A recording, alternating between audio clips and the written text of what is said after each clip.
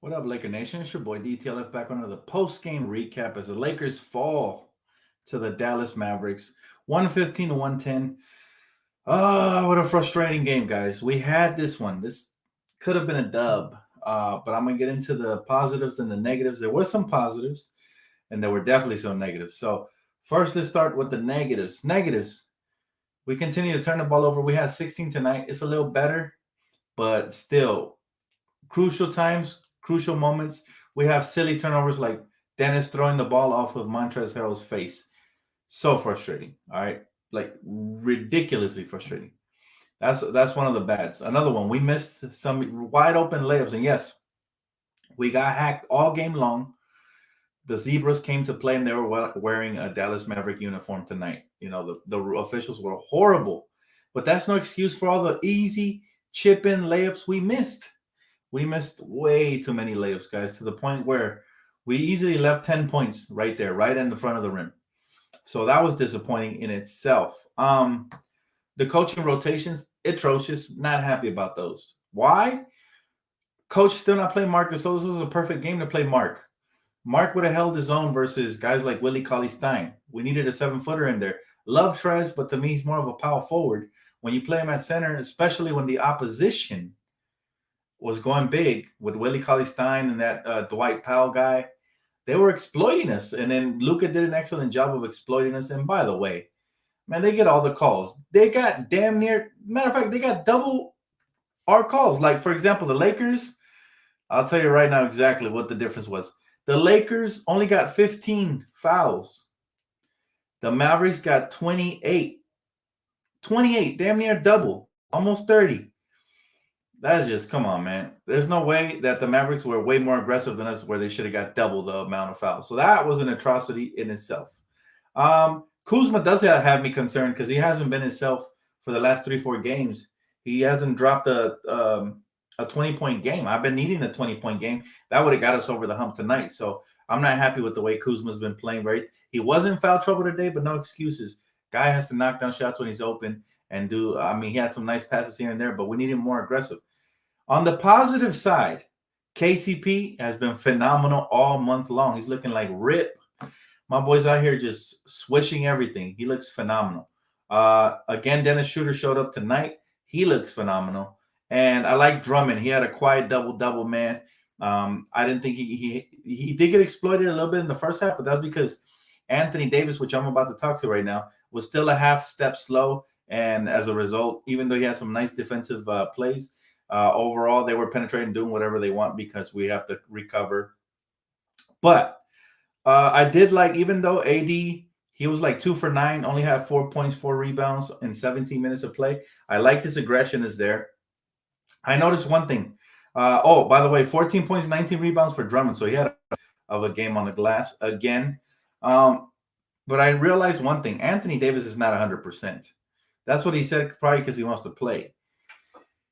Either that or he's in his head and he's not. He still feels scared to put too much pressure on that leg. Because is it just me or was he tentative tonight? He looked like he was kind of sluggish. He was dragging the leg a little bit. Everybody holds their breath when he goes to the floor. But overall, I just feel like he's still not at 100%. He didn't look 100% neither on the defense or offensive end. Now, I understand he has to knock off the rust. He has to get back in shape. But to me, what concerns me about him is that he didn't look like he was confident in that leg yet. Now, maybe the next couple of games he should shake it off. I'm good with him. I'm not too concerned about that. But I just hope he really is 100% and it's just a mental thing as opposed to hopefully he's not forcing himself because he can re-aggravate the injury. So that's my only concern with him. But I did like his aggression. I liked the form is there. Defensively, like I said, he's a little flat-footed. Even though he had a block still, you could feel his defensive presence. He had a steal and a block. But, again, on rotations, we were late. And as a result, we suffered as a team defense.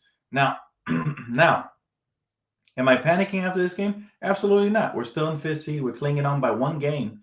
So we got to win the next game, especially against the Mavs. Not going to panic. But there were some good things I liked. That spurt when we started off, we looked really cohesive when we started. Anthony Davis with the defense, rebounding. We were crashing the glass. and we just looked very good for like the first 3 to 4 minutes of the game, and then they called a timeout, and then everything went to crap, but we looked good in the beginning, and I think that was a glimpse into what this team can be once they gel, once everybody gets healthy, and not to mention we still haven't factored in LeBron yet. So, all in all, they got the calls and they barely won by 5. They got double the amount of calls as us. So I'm not too bummed out, but I am bummed out that this was a very winnable game and we didn't pull it off, guys. But what do you guys think about this game, guys? Are you guys bummed out? You guys happy to see Anthony Davis back like me? Do you guys feel like we dropped one? This should have been a win because I feel like we dropped the ball on this one. He said Mavs got to get wins to avoid the play-in tournament. And I'm gonna tell you something, man. I can't stand Mark Cuban. He's such a crybaby. This man, you think it's a coincidence that Shark Tank Mark Cuban, aka the investor, cries to the NBA about that 7 seed play-in tournament, and all of a sudden, he starts getting calls and stuff. Like Mark Cuban is trash, man. He probably invested into the Zebras' pockets, fat ass shark Mark Cuban. I can't stand him. Always crying. See, that's one of those teams that I don't hate the Dallas Mavericks, but I do hate their owner. And boy, do they cry a lot. So it's very frustrating to play teams like that. I guess James Harden left the West, and now we're going to have a new James Harden and Luka because, man, some of the calls he gets are just very questionable. Like you can't even lean on him too hard because it's a foul. Like anything, and yet he can lower his shoulder, push people off, and hit shots. I just hate how some superstars get those calls. Yet AD, they were all over him, and he couldn't get a single call. He was on the ground several times.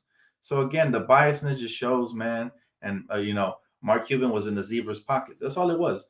I can't stand to see games like these. I'm glad it's over, but unfortunately, we're gonna face the Mavs again. So frustrating, tough loss, but we'll live to fight another day. Let's head over to the comment section. My boy said AD just had a bad game, and I think a bit off adjusting to AD coming back. I'm not even mad at AD because I definitely loved the fact that he was aggressive. That's exactly what I expected. I told you, I don't care if he builds a house of bricks. I want him to knock off that rust. This is what these games are all about. Right before the playoffs, we need it. He said KCP was shooting lights out, 29 points, 6 threes. Why Frank Vogel didn't feed the hot hand? And at the end, also AD is not 100%, bro. Yeah, he didn't look 100% to me. Either that or in his mind, he doesn't feel comfortable yet if he is 100%. So I'm not going to say if he is or he's not 100%. Only he knows his own body. But he didn't look comfortable or like he trusted it, Is it plain and simple? You're right, Dan. The Mavs are the new Rockets, specifically Luka. That's unfortunate because I like Luka Doncic. I still do. I don't like it when players flop so much, man, throughout the course of the game. It's just, I don't want to see a free throw shooting contest. I know Luka's spectacular. He makes insane shots, but I want to see him earn every single possession, and I want to see him, the NBA do justice. If they're going to call those calls, and how come we're not getting – Markieff clearly got pushed out of the way with his arm. It was – anybody could have noticed that foul. Like, come on, man.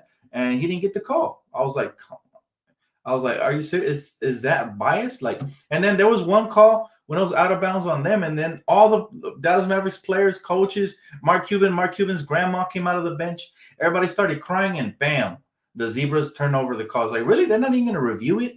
They're not even going to force them to waste a challenge? Nothing? It was just disgusting to watch. I hate watching games or anything in sports that is just so one-sided with the officials. Like, nobody came to see y'all, man. He said, I love Luka, but man, bro, every guy gets every freaking call. It was just a bad game, guys. Look, bottom line is even with all the poor calls, we still shot ourselves in the foot because we had a chance there to win, and we missed layups, we missed free throws, we missed easy buckets. We turned the ball over. Like, really, like the pass that Dennis played excellent, so I'm not going to trash him. But sometimes his passes are very sus, man. Sometimes they look lazy. Sometimes I don't know if he's trying to get fancy or what, but he threw a bullet to Montrez that was right next to him, hit him in the face. And instead of us getting a layup, they go the other end and get a layup. It's a 4-point swing. I feel like every time we start gaining the momentum, we make a boneheaded play. So that's not really on us. Forget about the Zebras. Forget all this extra BS.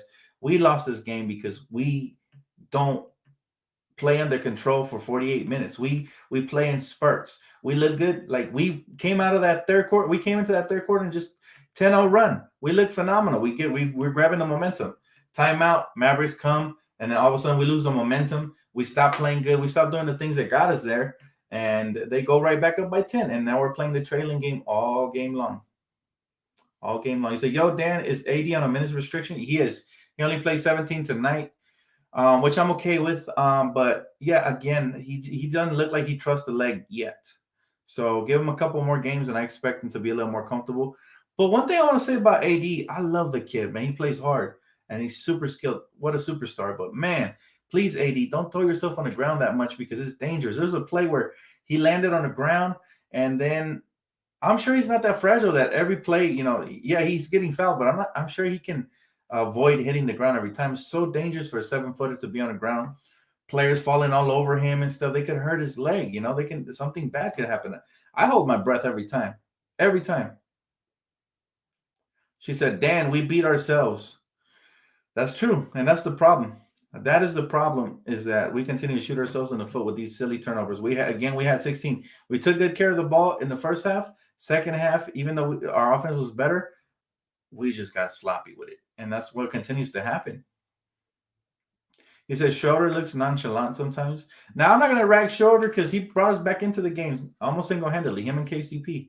But, yeah, he does. I agree with that. He sometimes his body language is like, I don't know if he's tired or he just, like, gets too comfortable to the point where his shoulders drop. He's dribbling the ball sluggishly. He turns it over in some of the silliest ways. And I'm just like, come on, bro. You have to be a little more into the game. You have to be more engaged. You look phenomenal at times, but I want you to look phenomenal 48 minutes and then plus if we go into overtime. He said, not worried about the Mavs. They're a first-round exit. We stayed with them without AD and Braun. It's not even that they're a first-round exit or not. The Mavs are good. They have the potential to upset anybody in the West except for the Lakers. When we get LeBron James back, he'll handle Luka. Luka's not going to be able to get off the rails like he did tonight. One problem I had with the Lakers tonight is we were fronting Luka way too much. We were just overplaying him to the point where he could beat us with a first step. He's a very heady, crafty guard. He puts you in his hip, and then he either puts the brakes and you foul, or he leans in for the easy little jump shot or the little teardrop or whatever. He's crafty, man. You have to give him credit in this. He's very skilled, very crafty. And he knows how to read the floor. It reminds me a little bit of Nash to the point where he puts you on his hip, and now the secondary help defender has to come over. Now he's got the lob threat at the rim every time. He makes you pick your poison. And so the Lakers have to do a much better job of communicating and shutting them down. I thought they did an excellent job in the fourth quarter when they doubled them hard close to the out-of-bounds line because you're really putting them up against the wall, and that's how you turn the ball over a couple of times. But we didn't do that enough. And I think that's something when LeBron comes back, he's really the leader of this team. Remember when James Harden was getting off in the playoffs and then we started doubling and forcing other people to beat us? And then all of a sudden, guess what? He wasn't as effective. He would be tired by the end of the games and he was breaking everything. Yep, that's what we got to do to Luka, especially if we see him in a 7-game series, which I doubt. But, that's what you got to do to Luka because he's so crafty. If you allow him to be a game manager, you allow him to get to his spots, he can finish. He finishes almost everything. And then he has the zebras on the side as well. So it becomes a tall task if you let this guy go off. Now, I thought they did an excellent job in the first half, especially getting him into foul trouble. And then we completely forgot about the count. We let him off the hook. So, again, I'm not mad at the game. I'm just disappointed because I felt like we could have won this game. Absolutely. Dan, Drummond's too clumsy. I will say it's about Drummond. The one thing I am disappointed in, and I love Drummond. I'm not switching the script on him. He was a great acquisition. I love what he brings. He gives a second chance buckets by getting rebounds. He's an underrated passer, but sometimes he does get a little too careless. I'll say this. And sometimes he got Kwame Brown fingers because he grabs a rebound and then it slips out of his hand. How does that happen, bro? You got to grab it and you got to secure it a little better. But again, I won't fully blame him because the opposition gets away with slapping at his hands. They probably rip him a lot of times, So he said, damn, did you hear what Charles said? Yeah, he said we weren't going to win the championship, but they said the same thing last year. Charles Barkley is never right. So if he said it, I feel good about our chances. Honestly, he's jinxing it. And this is fuel or fire. After what Charles said at halftime, Lakers came out with a burning flame. They probably had the halftime report on in the locker room.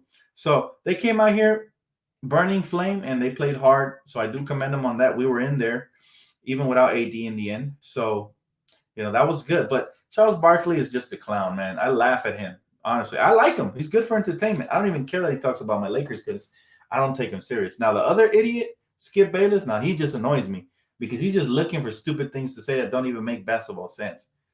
For example, obviously AD's injured. He's not looking like himself, but he's trying to knock off the rust.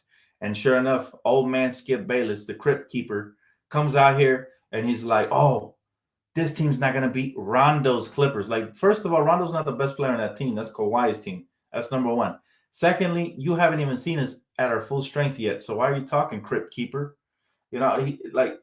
Some basketball IQs are just better left in the football field. They should be talking other sports because basketball ain't it. Charles bet 100K on Portland. He's going to lose his money. He's got gambling problems. This man loves giving away money. That's the problem with people with gambling problems. Most of them never even win anything. And Charles is one of them. He's losing it. He said, it felt great to see AD. I worry every time he handles the ball. Let's give him time. Oh, yeah. I'm not concerned about, Anthony Davis. That's the least of my concerns. I'm happy he's back. And I like to see him aggressive because if he stays aggressive, he's going to knock off the rust in no time. I give him about 2 to 3 games before he's looking like the OG AD. He said he doesn't know football either, Dan. I'm just saying that was just a metaphor. Like, if you're talking basketball, but you're a golfer, like leave your IQ, leave your thoughts and opinions to golf or whatever you're specialized in. You know what I mean? Like, it's ridiculous how they just say stuff to say stuff. For example, Brandon Marshall on that one show, I think is it First Things First or something like that. I forgot what it's called. Brandon Marshall's the biggest idiot on that show. Every time he talks basketball, have you seen the meme and what he was arguing about?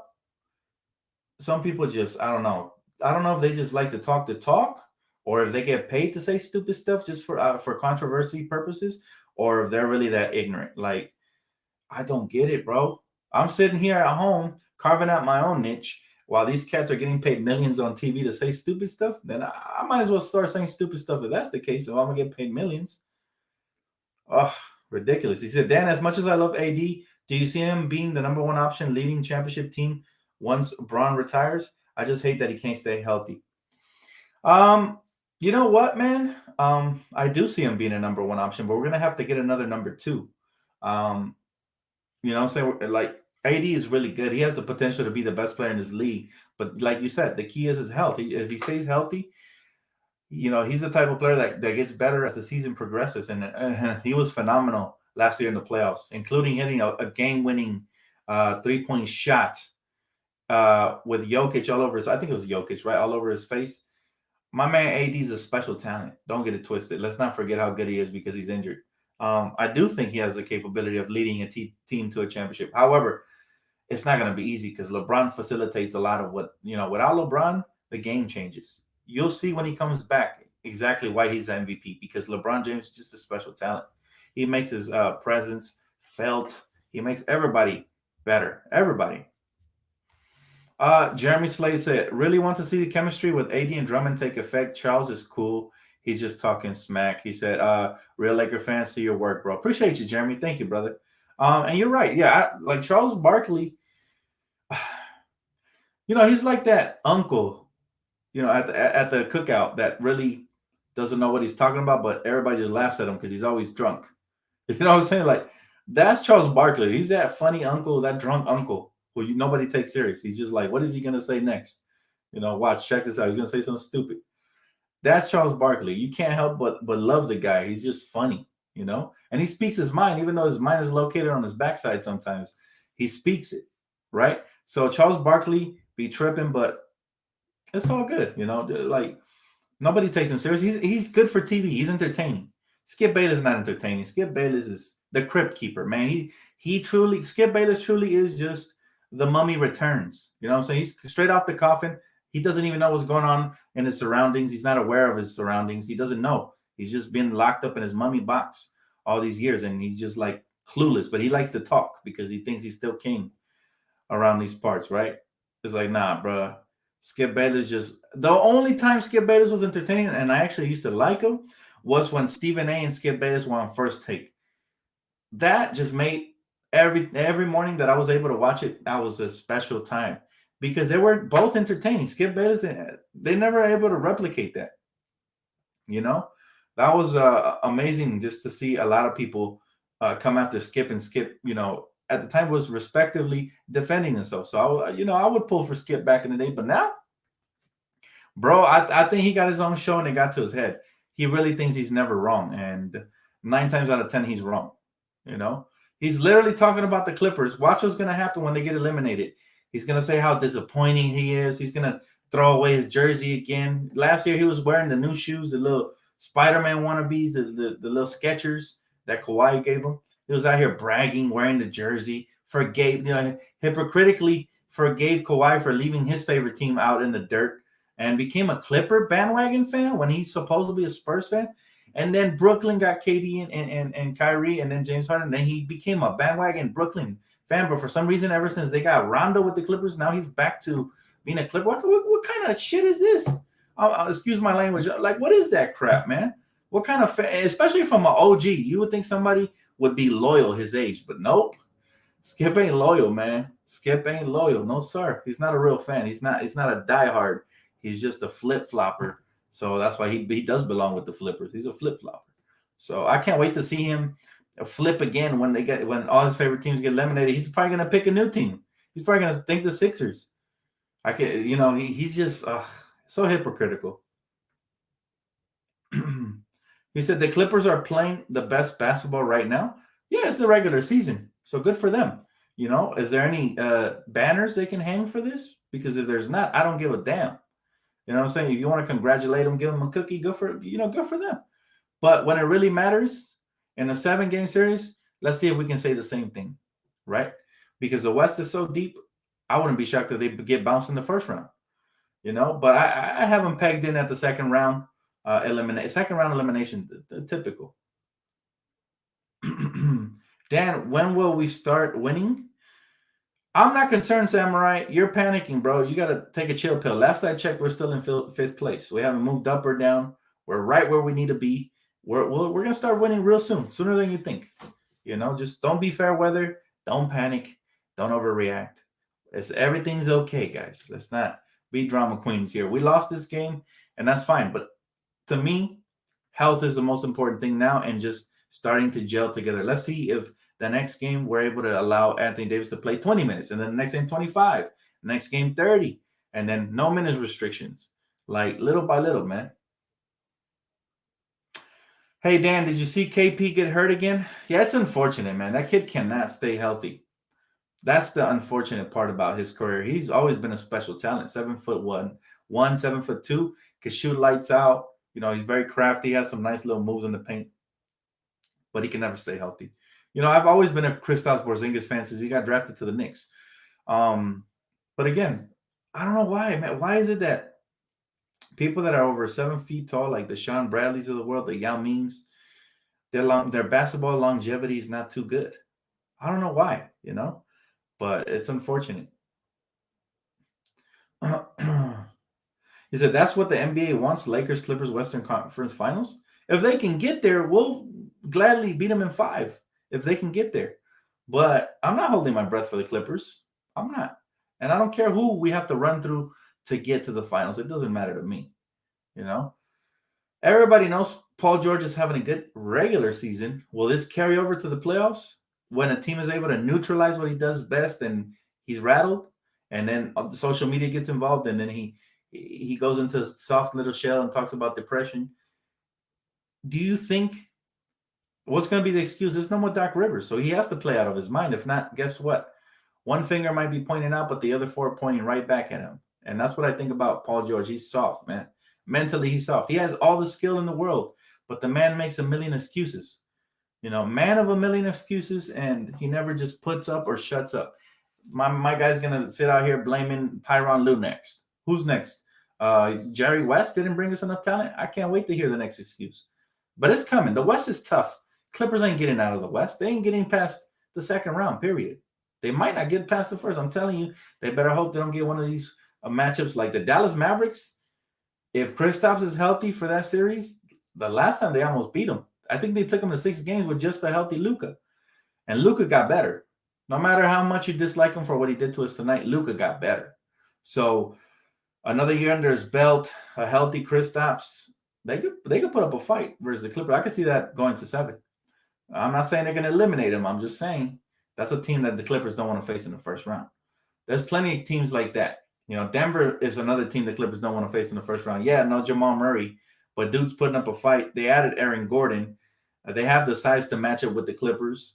Obviously, they don't have, besides Jokic, they don't have another superstar, but it evens out because Paul George's not a superstar. He's a borderline all-star when he decides to show up. So that would be a tough matchup for them. Portland would be a tough matchup for them. Anybody. If it's us facing the Clippers in the first round, we've never played the Clippers in the first round because they're never there, right? They just barely started making it. Now they think they're the bee's knees. Well, guess what? If they show up and for some reason we slide to 6 and they're in 3, we face them in the first round. Everybody knows that's a 7-game home court advantage if it goes to 7. It won't go to 7 now. It'll finish in 5. Worst case scenario 6, best case scenario 5. I'll give them 1 because of Kawhi, but I'm not giving them 2 or 3. I'm telling you right now. Compton Lakers all day. Hey, what's up, bro? Compton 310 in the house. I like that, man. Hometown. He said, Dan, did you see tonight Dallas and Portland are tied for the 6th spot in the West? That's what I'm saying. Let's just say the playoffs started today. Playoffs started today, guys. I'm going to talk about a little bit about some of these matchups. Let's see. NBA standings. All right, NBA standings. If the playoffs started today, let's look at the West. All right, matter of fact, I'm going to show you guys what I'm looking at right now. Give me 1 sec. Let me set this up.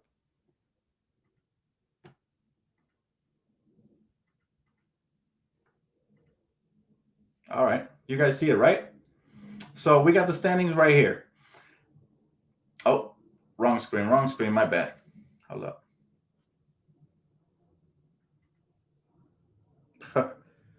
Okay. That's the stat sheet I was looking at. Hold up. Standings right here. Western Conference. All right, check this out. If the playoffs were to start today, these are the matchups. We would have, let's just pretend it was an old format without the play-in. We'd have Jazz, Grizzlies. That's fun, but we know the Jazz will probably take that. Mavericks, Suns. That's a fun series. Clippers versus the Trailblazers. Now, obviously, I think the Clippers would take that series because the Trailblazers, for some reason, I don't know why. Trailblazers are a very good team, but for some reason, when they face the Clippers, they shrink. I don't know why. They shrink. Maybe it's the size misadvantage. I don't know. And then we would have Lakers, Nuggets. If that ain't a sweep, that's a 5-game series. All right. So I really like our chances in the West. Now, let's just say that for some reason the Lakers slip to 6. We would have a Clippers-Lakers first round matchup series. That could happen. And if it happens, I'm all for it. Because once and for all, we can put this whole LA battle, LA crap, BS blasphemy to bed. Ain't no battle of LA. There's only one team in LA. The other one is a wannabe, an imitation. It's a bootleg movie, man. That's like saying a bootleg movie looks better than a movie in 4K. No, it doesn't. Stop it. He said, Dan, I don't think the Blazers can beat the Clippers. That's the only team that I'm not sold on. Well, one thing's for sure, though. As long as they got Damian Lillard, they're going to put up a fight. But I agree with you. It's just the matchups don't favor them because in the paint, I think is Joseph Nurkic, is he injured? I think he's injured. Enes Kanter versus Serge Ibaka is not going to favor Enes Kanter. And then Kawhi Leonard, who's going to match up with him? They don't have many wings. Carmelo's not really a primary defender. And then, again, like I said, the matchups don't favor them versus the Clippers. But there's other teams that do have the size, do have the versatility, and do have the athleticism to compete in the West. So we're going to sit back and watch and just – I can't wait for the downfall of the Clippers again. That way all these silly little Clipper fans that every year – get their tiny little hopes up. They're going to get their little hearts broken. And guess what? I always spoil the movie and tell you guys ahead of time, but you guys don't believe me. I've seen this movie. I've seen this little Clipper hype movie. They were saying last year. Some Laker fans even came at me, fake Laker fans, not real ones. The real ones would have never questioned the Lakers, but they were saying, "Dan, you're fooling yourself if you think that the Lakers are going to beat the Clippers in a 7." They were telling me that, guys. I'm like, wait a second. Let me pull your Laker fan card if you don't believe in your own team.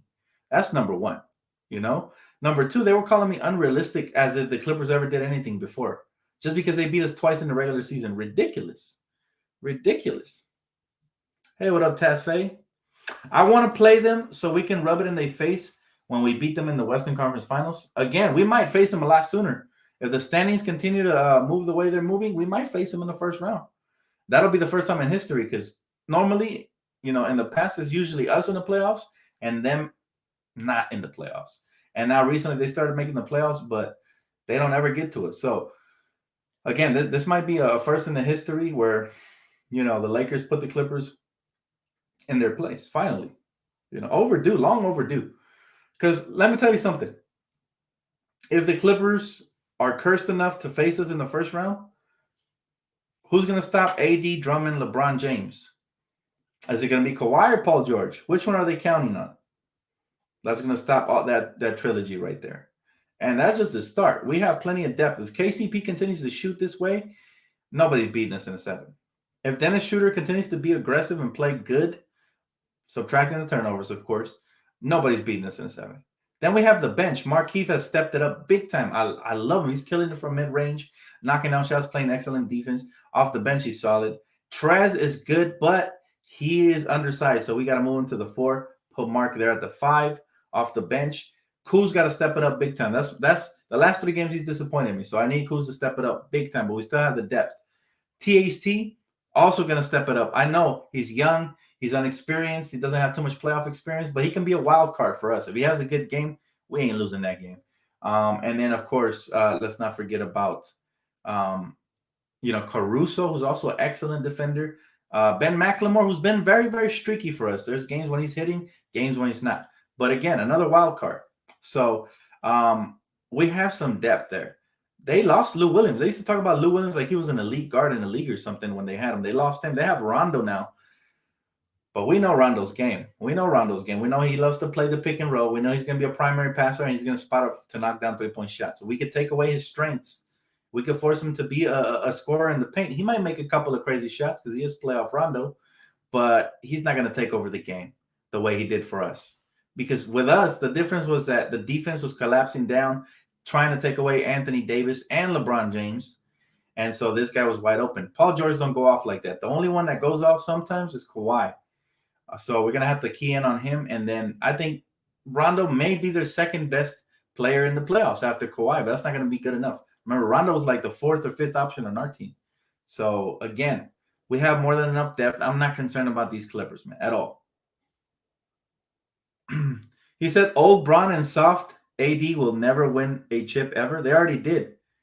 Did you just wake up? They already did. They just won it. They just won it, dude. So you're like, what are you talking about? You Clipper fans. Last year's short season, lucky, sun, and fixed games.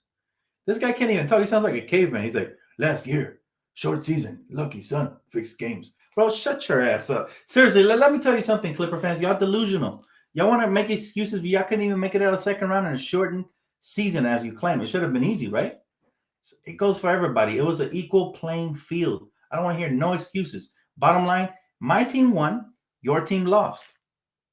Get that through your thick caveman skull, dude. And your team's never going to win anything outside of a regular season popping champagne because y'all made the playoffs. That's it. That is it. I know it was fixed, right? It was fixed. Sure. You don't even know if your dog's fixed, man. Relax. He said, Lakers almost swept that same Nuggets team. That's what I'm saying. Like MJ, all these Clipper fans, nothing got me scared. Y'all must not know me. Y'all ain't never seen me scared in your lives. I'm a Laker fan. We're not scared ever. Clipper fans, that's a different story. You guys know the definition of scared. Because you guys know that if you lose in the first or second round, Kawhi, Bye-bye. Kawhi, go bye-bye. Let me speak it in caveman language just for you guys to understand. Kawhi, go bye-bye. All right? Trust me. And then you're stuck with that bloated contract of Paul George, or should I say Paul Georgina, because that's what he plays like in the playoffs. You guys are going to be stuck. You're not a Kobe fan. Get out of here. Get out. You're not a Kobe fan. Oh, you're a Kobe fan. Sure. You're a Clippers fan. I could tell. You have Clippers written all over you. That corny orange logo tells me you're a Clipper fan. Just like that beach volleyball, man. He said wasted all their picks. That Clipper team ridiculously stupid. They invested $200 million into a brick artist, and they paid him right after he just laid a house of bricks in the playoffs. Imagine that. Imagine paying somebody that just destroyed your playoff hopes and made you exit in the second round.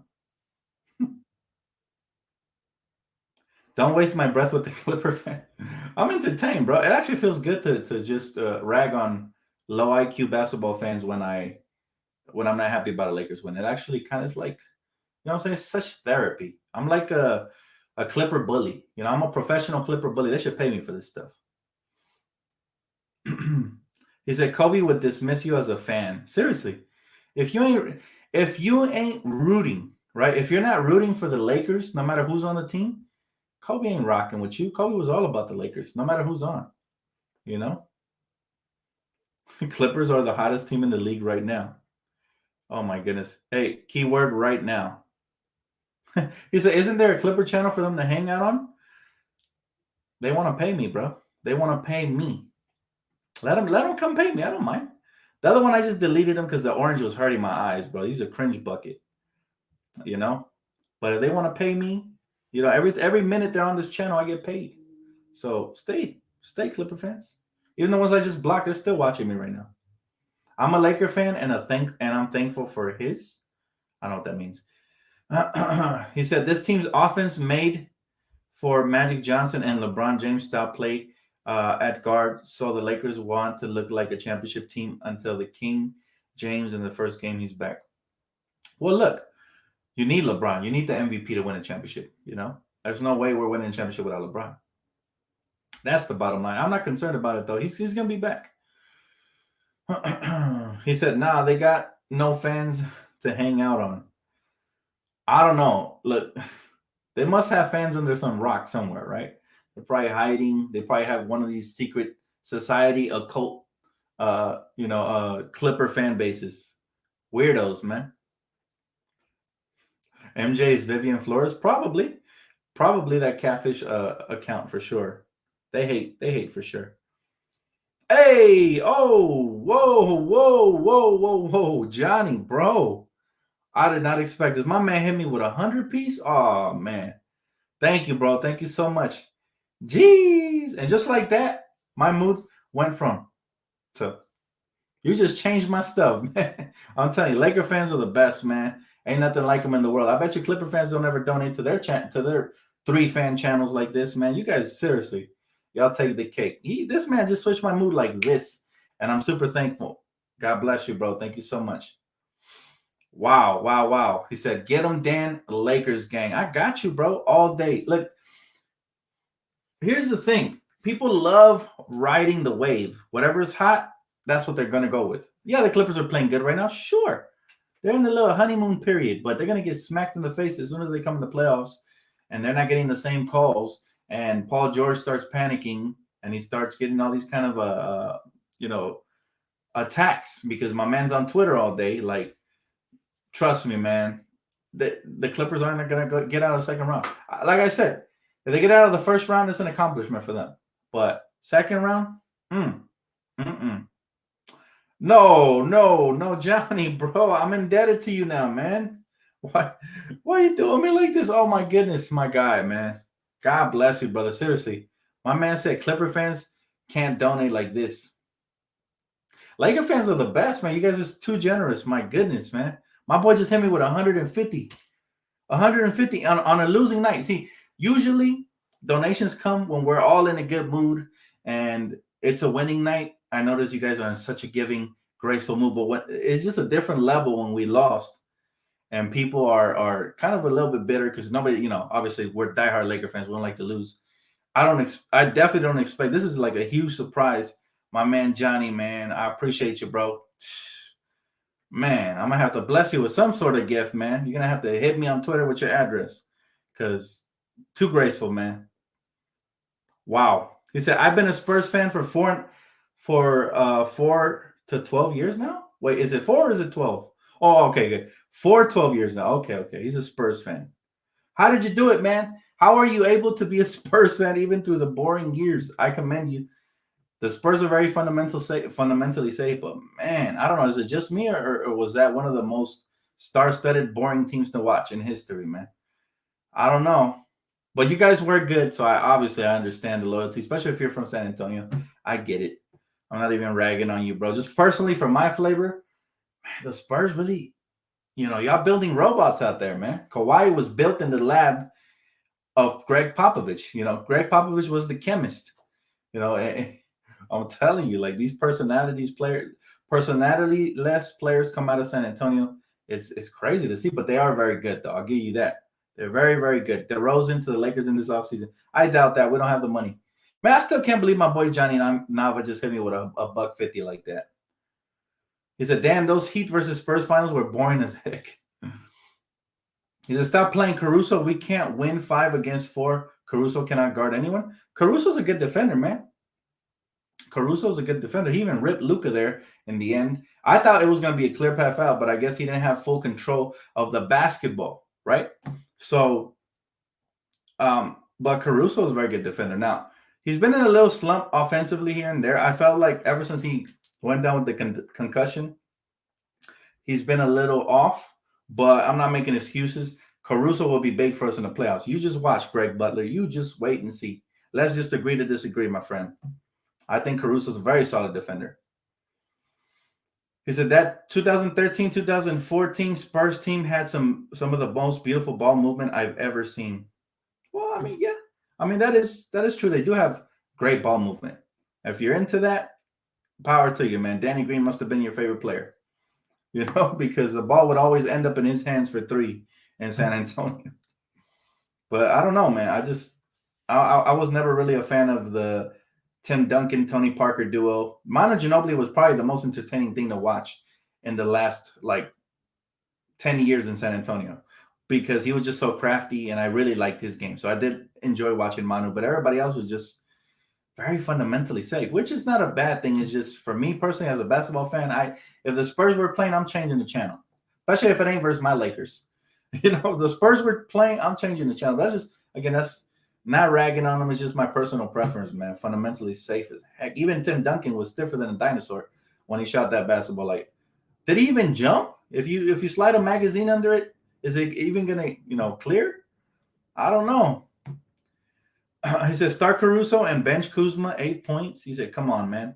He is in a slump. Kyle Kuzma is in a slump right now. I'll say that. It's been 3 games since he's hit the 20-point mark. He's doing other things all right, but we need this guy to be a lot more aggressive.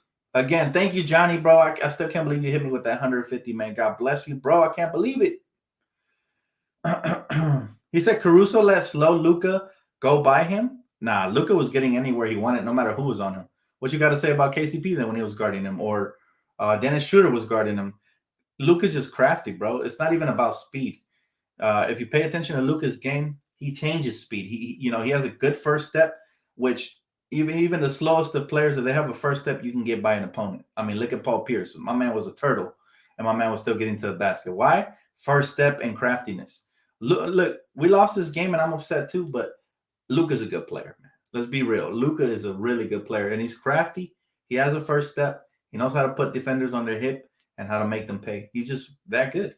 Reminds me of Steve Nash. Steve Nash was never super quick, but he was crafty, had great footwork, knew how to get to his spots, and he had a hell of a jump shot.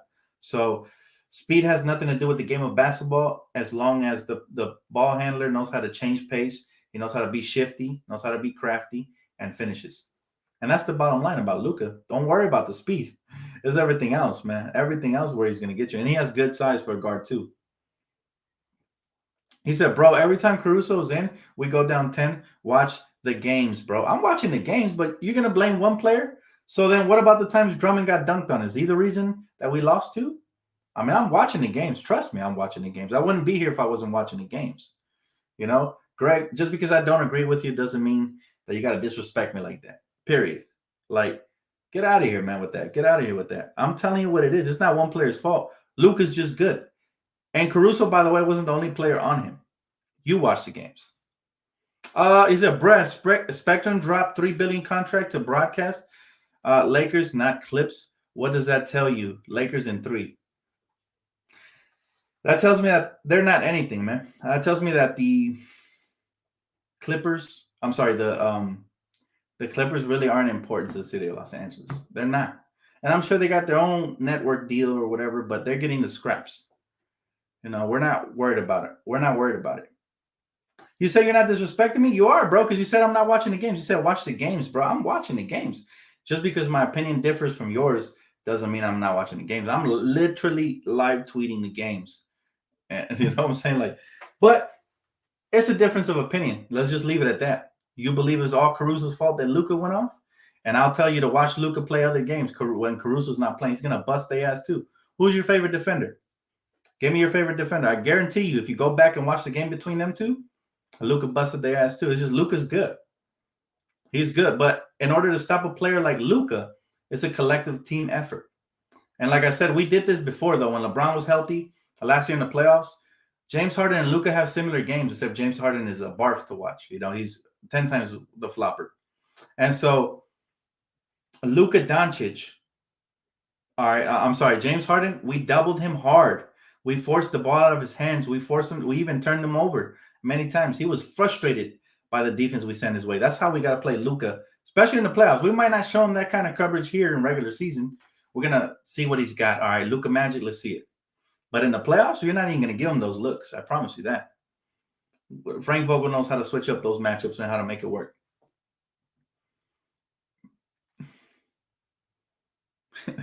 He said MJ is a catfish and Greg Butler is a liability to the chat. Nah, Greg Butler's cool.